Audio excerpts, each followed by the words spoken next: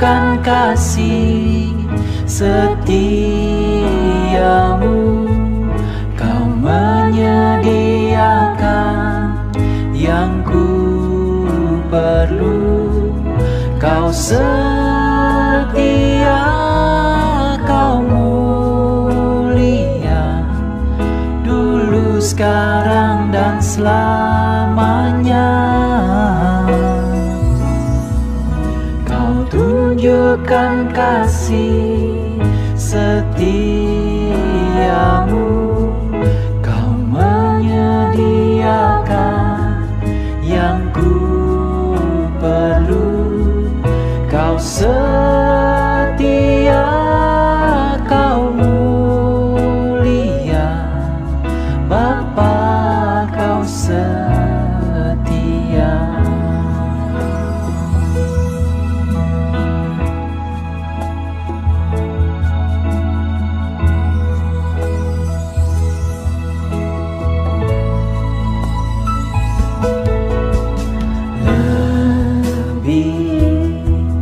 Dari harta, Kaulah segalanya. Tenanglah jiwaku dalam hadirat-Mu.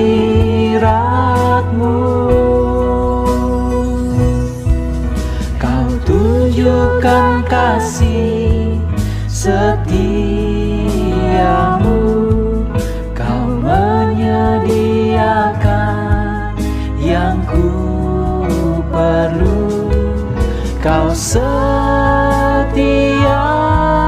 kau mulia, dulu, sekarang, dan selamanya. Kau tunjukkan kasih setiamu.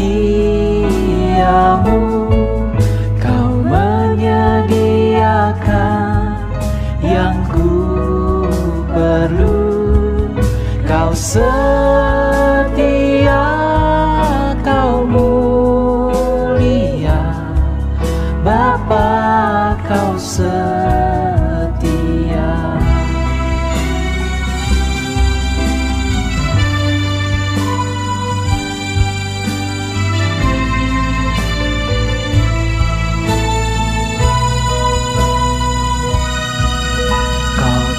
Tunjukkan kasih setiamu.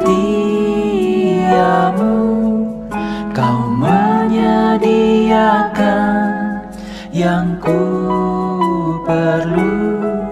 Kau setia, kau mulia, dulu, sekarang, dan selamanya.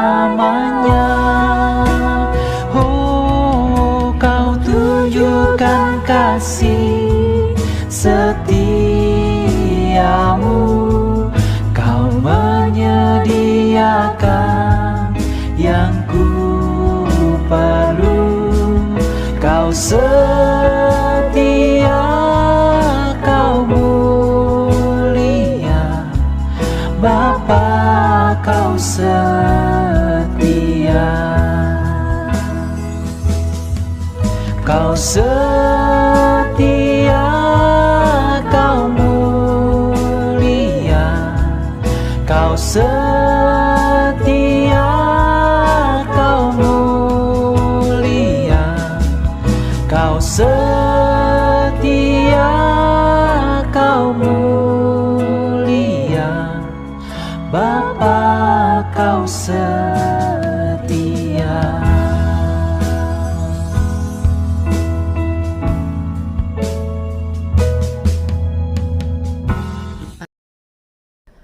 Shalom saudara-saudaraku yang kekasih di dalam Tuhan. Puji Tuhan, hari ini Minggu tanggal 16 Juni tahun 2024 kita masih diberi kesempatan hidup dan beribadah. Haleluya. Terima kasih buat Tuhan yang sudah menolong kita 1 minggu yang lalu.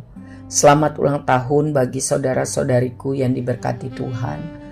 Semoga saudara sehat rohani dan sehat jasmani tambah mengasihi Tuhan, diberkati Tuhan dengan apa yang saudara kerjakan, supaya bisa menjadi berkat bagi pekerjaan Tuhan, bagi banyak orang, hidup bagi kemuliaan Tuhan. Amin, amin, amin. Saudara, hari ini kita akan meneruskan mempelajari dari kitab Kisah Para Rasul 6. Mari kita berdoa, mohon berkat Tuhan. Bapa yang baik, Tuhan kami Yesus Kristus, terima kasih untuk kasih setia Tuhan. 1 minggu sudah kami jalani. Terima kasih Tuhan Yesus, terima kasih. Mohon ampun buat semua dosa salah kami, sengaja ataupun tidak, kepada Tuhan dan sesama. Mohon kemampuan mengampuni orang yang bersalah kepada kami, karena kami pun banyak salah dan perlu pengampunan Tuhan setiap hari. Bapa yang baik, kami mau mempelajari firman-Mu dari Kisah Para Rasul 6. Mohon berkat Tuhan, agar kami dapat mengerti dan sungguh-sungguh dapat melakukan dalam kehidupan kami. Kami rindu menyenangkan hati Tuhan. Kami mohon berkat-Mu di dalam nama Tuhan Yesus. Amin. Saudara, mari kita dengarkan Alkitab bersuara dari Kisah Para Rasul 6 sambil membuka Alkitab kita dan mengamatinya dengan seksama. Tuhan Yesus. Kisah Para Rasul 6. 7 orang dipilih untuk melayani orang miskin. Pada masa itu, ketika jumlah murid makin bertambah, timbullah sungut-sungut di antara orang-orang Yahudi yang berbahasa Yunani terhadap orang-orang Ibrani, karena pembagian kepada janda-janda mereka diabaikan dalam pelayanan sehari-hari. Berhubung dengan itu, ke-12 rasul itu memanggil semua murid berkumpul dan berkata, "Kami tidak merasa puas, karena kami melalaikan firman Allah untuk melayani meja. Karena itu, saudara-saudara, pilihlah 7 orang dari antaramu yang terkenal baik dan yang penuh roh dan hikmat, supaya kami mengangkat mereka untuk tugas itu, dan supaya kami sendiri dapat memusatkan pikiran dalam doa dan pelayanan firman." Usul itu diterima baik oleh seluruh jemaat. Lalu mereka memilih Stefanus, seorang yang penuh iman dan Roh Kudus, dan Filipus, Prokorus, Nikanor, Timon, Parmenas, dan Nikolaus, seorang penganut agama Yahudi dari Antiokhia. Mereka itu dihadapkan kepada rasul-rasul, lalu rasul-rasul itu pun berdoa dan meletakkan tangan di atas mereka. Firman Allah makin tersebar, dan jumlah murid di Yerusalem makin bertambah banyak. Juga sejumlah besar imam menyerahkan diri dan percaya. Tuduhan terhadap Stefanus. Dan Stefanus yang penuh dengan karunia dan kuasa mengadakan mujizat-mujizat dan tanda-tanda di antara orang banyak. Tetapi tampillah beberapa orang dari jemaat Yahudi yang disebut jemaat orang Liberdini. Anggota-anggota jemaat itu adalah orang-orang dari Kirene dan dari Alexandria, bersama dengan beberapa orang Yahudi dari Kilikia dan dari Asia. Orang-orang itu bersoal jawab dengan Stefanus. Tetapi mereka tidak sanggup melawan hikmatnya dan roh yang mendorong dia berbicara. Lalu mereka menghasut beberapa orang untuk mengatakan, "Kami telah mendengar dia mengucapkan kata-kata hujat terhadap Musa dan Allah." Dengan jalan demikian, mereka mengadakan suatu gerakan di antara orang banyak serta tua-tua dan ahli-ahli Taurat. Mereka menyergap Stefanus, menyeretnya dan membawanya ke hadapan mahkamah agama. Lalu mereka memajukan saksi-saksi palsu yang berkata, "Orang ini terus-menerus mengucapkan perkataan yang menghina tempat kudus ini dan hukum Taurat. Sebab kami telah mendengar dia mengatakan bahwa Yesus, orang Nazaret itu, akan merubuhkan tempat ini dan mengubah adat istiadat yang diwariskan oleh Musa kepada kita." Semua orang yang duduk dalam sidang mahkamah agama itu menatap Stefanus. Lalu mereka melihat muka Stefanus sama seperti muka seorang malaikat. Perikop pertama mengenai 7 orang yang dipilih untuk melayani orang miskin. Mula-mula kita membaca di Kisah Rasul sebelumnya betapa gereja mula-mula mengalami luar biasa tanda-tanda mujizat, Ya, mereka bersehati, suka membagi, mereka murah hati. Wah, kelihatannya sangat sempurna. Tapi ternyata tidak ada gereja yang sempurna sebelum Kristus Yesus datang kedua kali. Ya. Ada saja masalah baik dari luar maupun dari dalam. Ya. Pertama mengenai kasus Ananias dan Safira di Kisah Rasul 5, dan juga rasul-rasul itu dipenjara karena memberitakan Injil. Mereka mengalami persoalan, dan kali ini ada juga persoalan, yaitu antara orang Kristen yang berbahasa Yunani dan orang Kristen yang berbahasa Yahudi. Gereja berkembang, tambah banyak jumlah orang, dan masalah juga muncul. Orang Kristen yang berbahasa Yunani mengeluh bahwa para janda-janda mereka yang miskin diperlakukan tidak adil dalam hal pembagian bantuan. Uang untuk bantuan diperoleh oleh para rasul dari pemberian jemaat. Masalah terjadi, tentu tidak disengaja, dan rasul-rasul itu mendapat hikmat untuk memperbaiki situasi tersebut. Jadi masalah tidak didiamkan, tapi meminta hikmat Tuhan untuk memperbaiki kesalahan. Para rasul memilih 7 orang yang mampu berbahasa Yunani dan orang-orang yang memiliki karakter baik, dihormati, penuh dengan Roh Kudus, ya, sehingga mampu untuk mengurus program distribusi bantuan makanan tersebut. Saudara, kita semua adalah alat-alat Tuhan. Ya, mari kita berdoa dan mari kita lakukan apa yang kita bisa lakukan supaya gereja kita, tempat kita beribadah itu lebih maju. Ya, jadi jangan hanya penonton datang pulang, tetapi mari kita berdoa, minta kesempatan dan hikmat Tuhan untuk bisa berkontribusi bagi pembangunan gereja Tuhan. Ke-12 rasul itu adalah 11 murid pertama, ditambah Matias yang dipilih untuk menggantikan Yudas Iskariot. Ya. Saudara, selanjutnya kita lihat bahwa setiap orang sekali lagi memiliki peranan penting di dalam kebangunan gereja. Ya, tidak ada yang tidak penting. Kalau kita baca di 1 Korintus 12 ayat 1 sampai 11. 1 Korintus 12 ayat 1 sampai 11. Saya bacakan untuk saudara ya. Rupa-rupa karunia tetapi satu roh. Sekarang tentang karunia-karunia roh, aku mau saudara-saudara supaya kamu mengetahui kebenarannya. Kamu tahu bahwa pada waktu kamu masih belum mengenal Allah, kamu tanpa berpikir ditarik kepada berhala-berhala yang bisu. Karena itu aku mau meyakinkan kamu bahwa tidak ada seorang pun yang berkata-kata oleh Roh Allah dapat berkata terkutuklah Yesus, dan tidak ada seorang pun yang dapat mengaku Yesus adalah Tuhan selain oleh Roh Kudus. Ayat 4, ada rupa-rupa karunia tetapi satu roh, dan ada rupa-rupa pelayanan tetapi satu Tuhan, dan ada berbagai-bagai perbuatan ajaib, tetapi Allah adalah satu yang mengerjakan semuanya dalam semua orang. Tetapi kepada tiap-tiap orang dikaruniakan pernyataan roh untuk kepentingan bersama.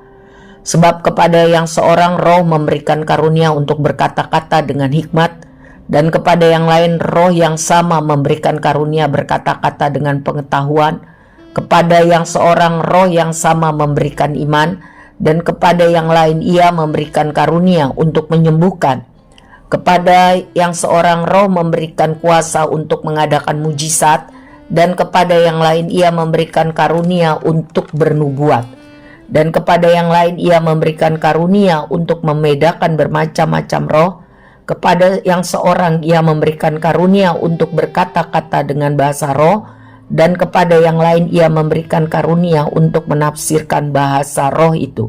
Tetapi Semuanya ini dikerjakan oleh Roh yang satu dan yang sama, yang memberikan karunia kepada tiap-tiap orang secara khusus seperti yang dikehendakinya.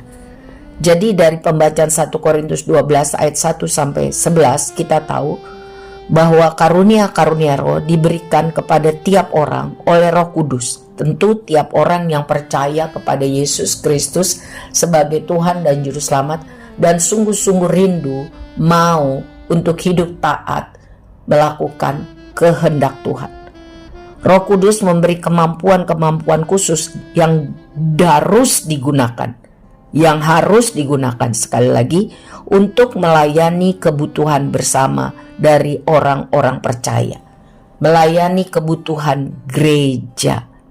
Ada banyak karunia Roh Kudus dan orang-orang memiliki karunia yang berbeda-beda. Dan karunia yang satu tidak lebih top, lebih unggul dari karunia yang lain. Tujuan karunia yang diberikan oleh Roh Kudus membangun tubuh Kristus, membangun gerejanya, supaya gerejanya kuat, berdiri, menjadi garam dan terang bagi dunia yang gelap. Gerejanya dipakai menjadi alat Tuhan, menjadi berkat bagi masyarakat, supaya melalui perbuatan yang baik dari gereja Tuhan, nama Tuhan dimuliakan. Tujuan dari karunia itu selalu untuk menolong jemaat dapat berfungsi lebih efektif. Setiap jemaat dapat berfungsi lebih efektif. Bukan hanya pendatang, duduk, pulang, tapi semuanya dapat berfungsi lebih efektif. Di ayat 10 karunia bernubuat itu tidak hanya mengacu pada soal memberitahukan tentang masa depan, tapi juga bisa berarti menyampaikan pesan dari Tuhan kepada komunitas orang percaya di gereja tersebut. Ya, pesan Tuhan untuk membangun, untuk bertobat, untuk menyelidiki kesalahan dan menguatkan tubuh Kristus tetap menjadi agen representasi Tuhan di tengah dunia ini. Mengenai bahasa roh, itu mengacu kepada bahasa-bahasa di dunia ini yang belum pernah dikenal sebelumnya oleh orang yang diberi karunia itu.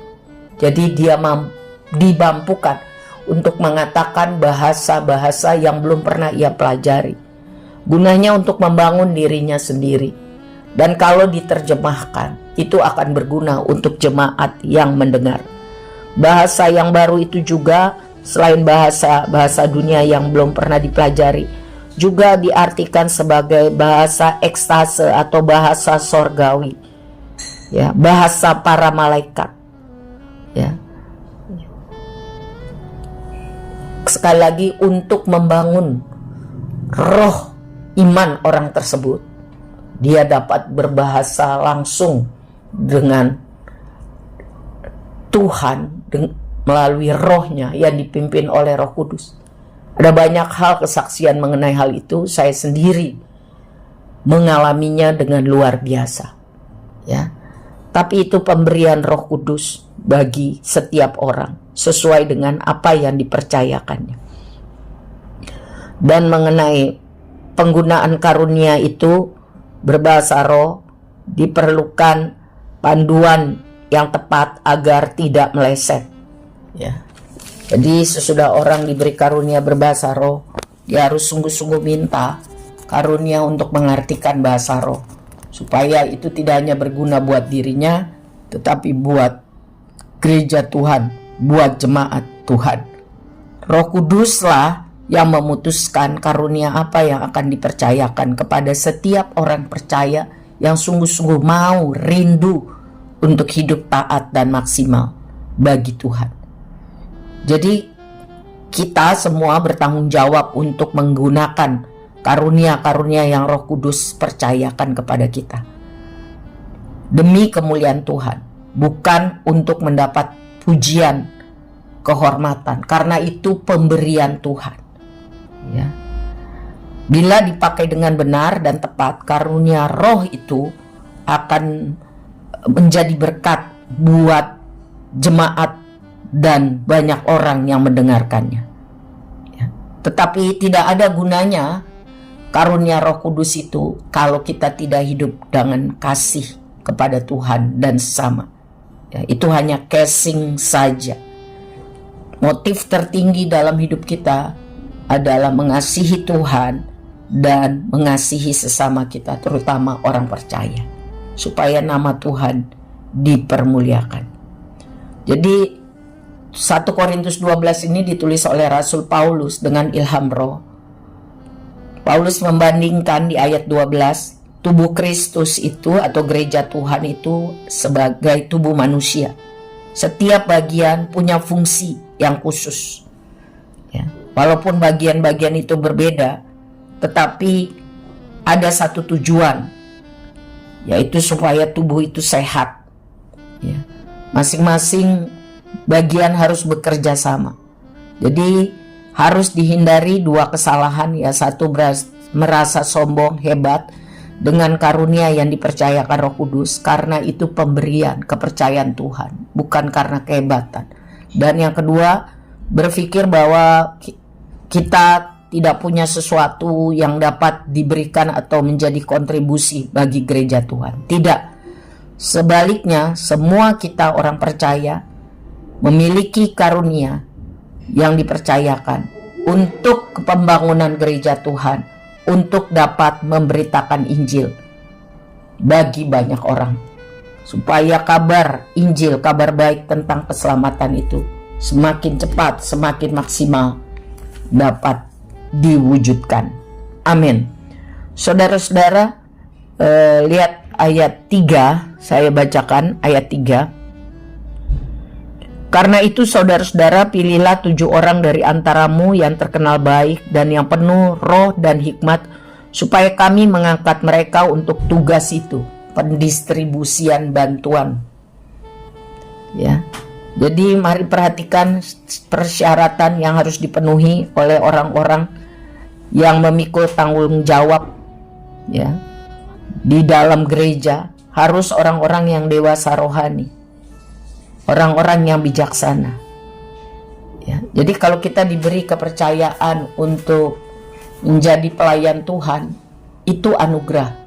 Karena kita tahu kita belum sempurna. Tapi karunia kesempatan yang Tuhan berikan memotivasi kita untuk tambah hari tambah dewasa rohani dan tambah bijaksana. Amin. Lihat di ayat 6, mereka itu dihadapkan kepada rasul-rasul. Lalu rasul-rasul itu pun berdoa dan meletakkan tangan di atas mereka. Kepemimpinan rohani adalah urusan serius, bukan sembarangan. Ya. Ditumpangi tangan adalah lambang untuk mendoakan, menyalurkan karunia dan berkat Tuhan. Jadi harus dihargai dengan sungguh-sungguh, karena itu karunia dan berkat Tuhan. Kalau kita boleh melayani pekerjaan Tuhan.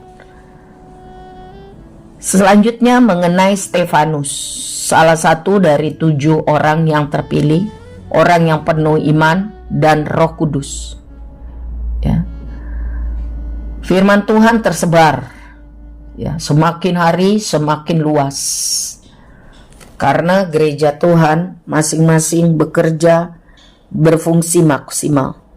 Dan Roh Kudus memberikan kuasa kepada Stefanus untuk mengadakan mujizat-mujizat dan tanda-tanda heran di antara orang banyak, dan juga memberi hikmat luar biasa kepada Stefanus untuk mampu memberitakan Injil sedemikian rupa, sehingga lawan-lawannya tidak dapat menyangkal argumentasi yang diberikan oleh Stefanus atas ilham Roh Kudus tentunya.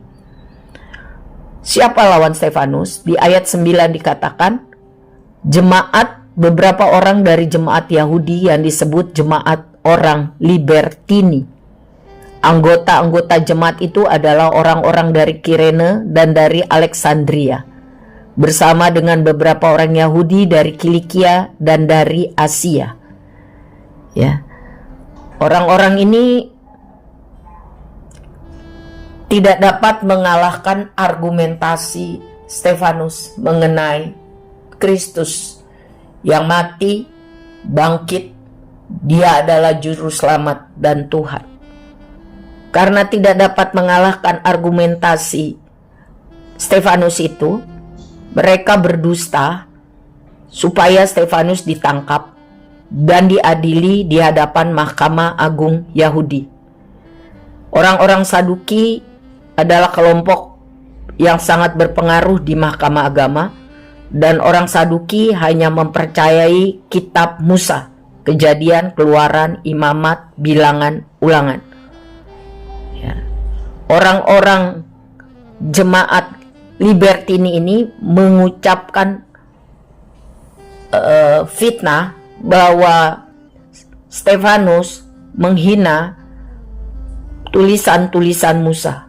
Padahal justru sebaliknya, Stefanus mendasarkan ulasannya atas Kristus dan Injil berdasarkan sejarah Israel pada tulisan-tulisan Musa.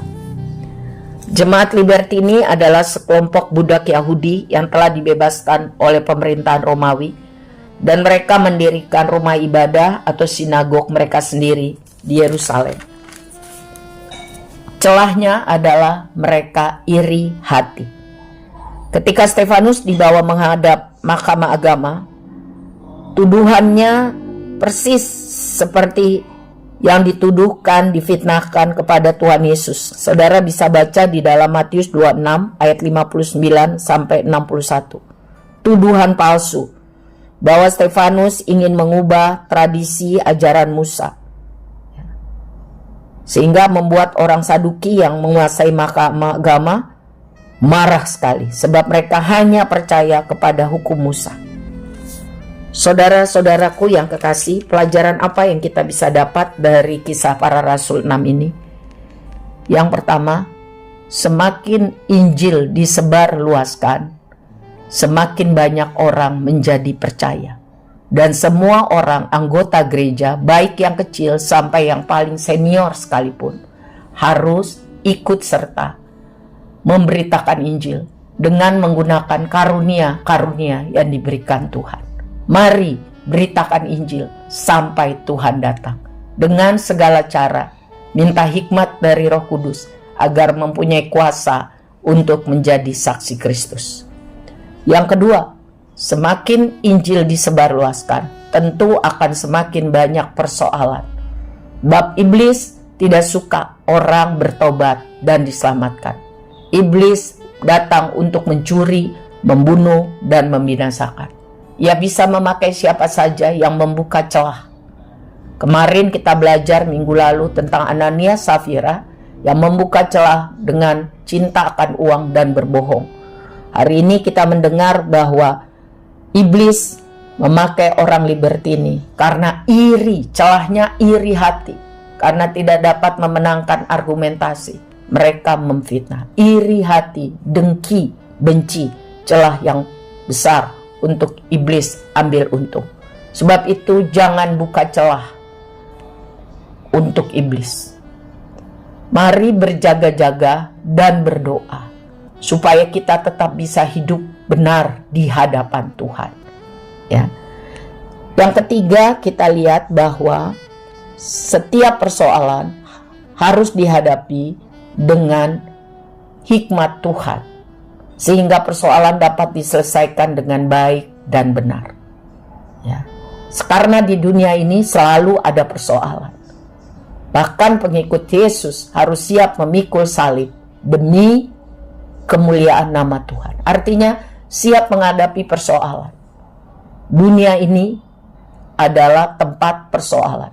Dan persoalan-persoalan bagi orang yang percaya, murid-murid Yesus yang sejati, adalah cara Tuhan untuk menguji iman, untuk memperbaiki karakter, dan untuk menambah wawasan dan kebijaksanaan. Itu seperti sekolah, agar kita semua bisa naik kelas untuk kemuliaan Tuhan. Tambah rendah hati karena sadar diri. Tanpa Tuhan kita tidak akan sanggup menghadapi persoalan dan jadi pemenang. Jadi selalu siap, berjaga-jaga dan berdoa.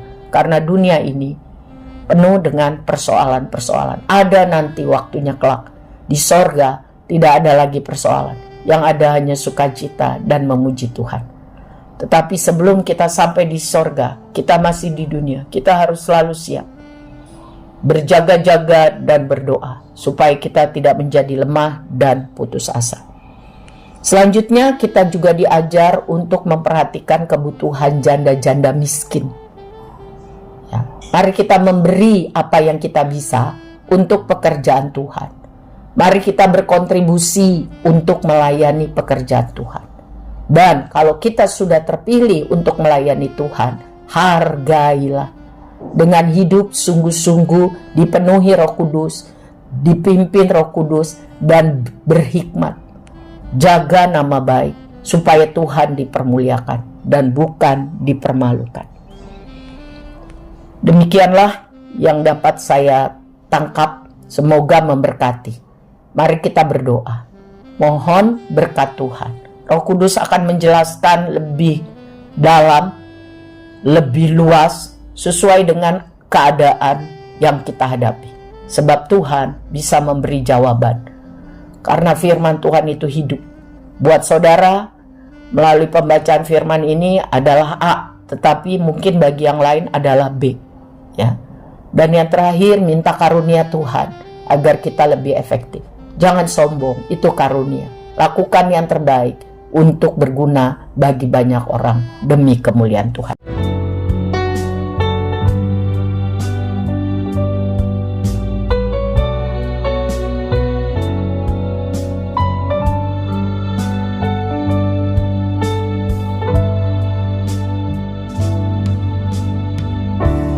Engkaulah perisaiku saat badai hidup menerpaku. Firman-Mu di dalamku tenangkan jiwaku. Engkaulah perisaiku saat badai hidup menerpaku. Firman-Mu di dalamku tenangkan jiwaku. Ku kan berdiri di tengah badai dalam kekuatan yang Kau berikan. Sampai kapanpun ku kan bertahan, karena Yesus selalu menopang. Ku kan bertahan di dalam tekanan dengan kekuatan yang Kau berikan. Sampai kapanpun tak tergoyahkan, karena Yesus selalu menopang hidupku.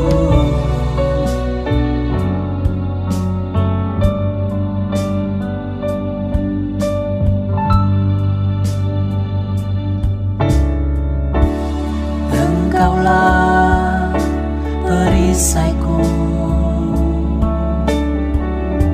saat badai hidup menerpaku. Firman-Mu di dalamku tenangkan jiwaku. Ku kan berdiri di tengah badai dalam kekuatan yang Kau berikan. Sampai kapanpun ku kan bertahan, karena Yesus selalu menopang. Ku kan bertahan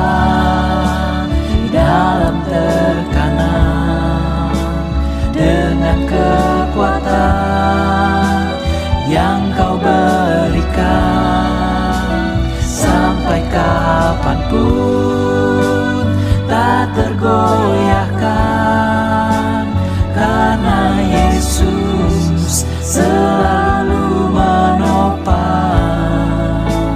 hidupku.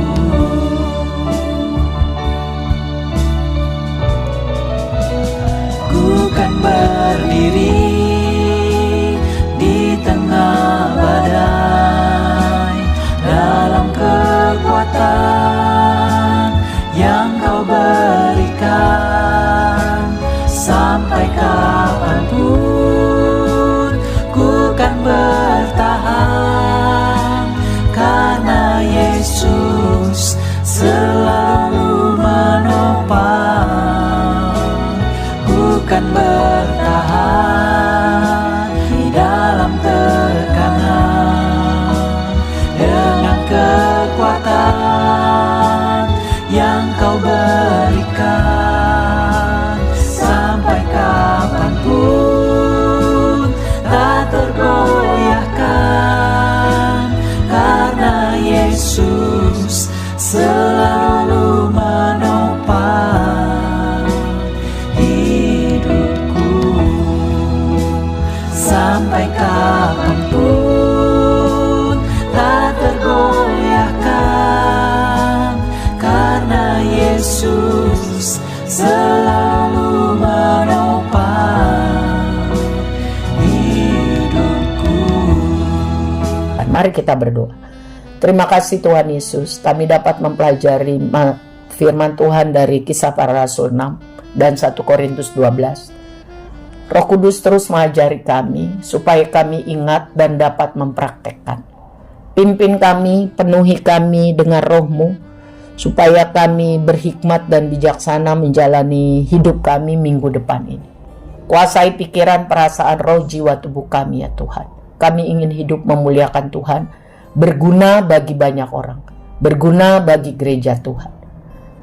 Berkati hamba-hamba Tuhan yang sudah dipilih, dipakai untuk melayani pekerjaan Tuhan, supaya mereka sungguh menghargai itu dan sungguh-sungguh mengucap syukur dengan perkataan dan tindakan.